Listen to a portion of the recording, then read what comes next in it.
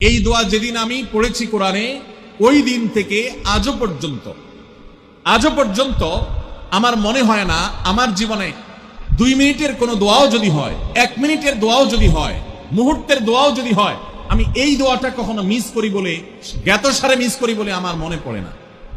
ছাত্র জীবন থেকে শুরু করেছি, আজও পড়ে যাচ্ছি।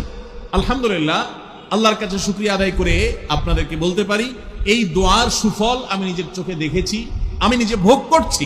এজন্য আপনাদেরকে আমি বলতে চাই, বিবাহিত হন কিংবা অবিবাহিত হন, আপনার দাম্পত্য জীবনের সুখের জন্য সর্বপ্রথম এবং প্রধান করণীয় হলো এই দোয়া। এর বাইরে আরো সাধারণভাবে আল্লাহ তাআলার কাছে দোয়া করতে থাকা, যেন আল্লাহ তাআলা আপনাকে এমন একজন জীবন সঙ্গী দেন। মা বোনরা দোয়া করবেন জীবন সঙ্গী, আপনারা দোয়া করবেন এমন যেন জীবন সঙ্গিনী দেন, যে জীবন সঙ্গী আপনার চোখ জুড়ানোর মতো হবে। দেখুন, আল্লাহর ভাষা এমন যে এই ভাষা তো অলৌকিক, এটাতে কোনো মানুষ